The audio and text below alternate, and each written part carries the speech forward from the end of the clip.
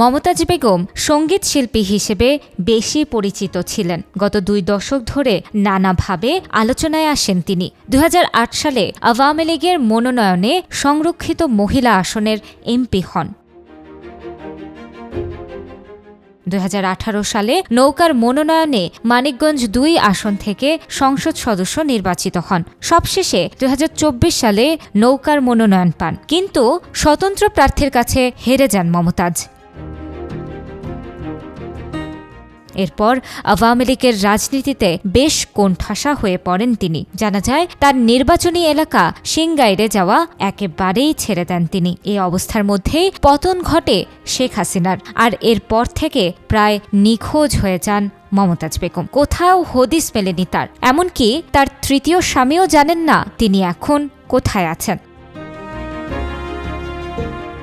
গত 5 আগস্ট রাজনৈতিক পট পরিবর্তনের আগেই সাবেক স্বাস্থ্যমন্ত্রী জাহিদ মালিক সপরিবারে সিঙ্গাপুরে পাড়ি জমিয়েছেন বলে বিভিন্ন সূত্রে জানা গেছে। তার বিরুদ্ধে মানিকগঞ্জের আদালত ও সদর থানায় 4টি মামলা রয়েছে। এছাড়া দুর্নীতির অভিযোগে দুদকের মামলায় তার ও পরিবারের ব্যাংক হিসাব জব্দ করা হয়েছে।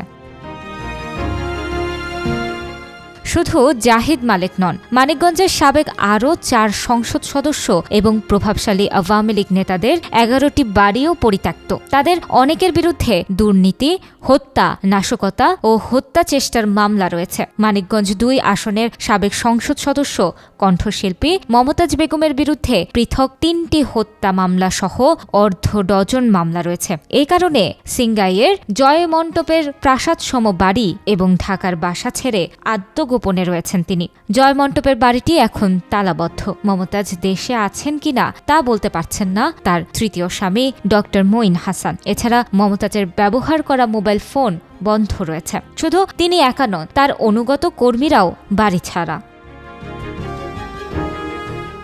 বিশিষ্ট গার্মেন্ট ব্যবসায়ী দেওয়ান জাহিদ আহমেদ টুলু বিপুল জনপ্রিয়তা নিয়ে মমতাজ বেগমের নৌকা প্রতীককে হারিয়ে এই আসনে স্বতন্ত্র সংসদ সদস্য নির্বাচিত হয়েছিলেন। কিন্তু সাবেক এই এমপির সাংগাইরের বাইরা বাইমেলের রাজপ্রাসাদ সম বাড়িটি এখন ফাঁকা। তিনি কোথায় আছেন কেউ জানেন না।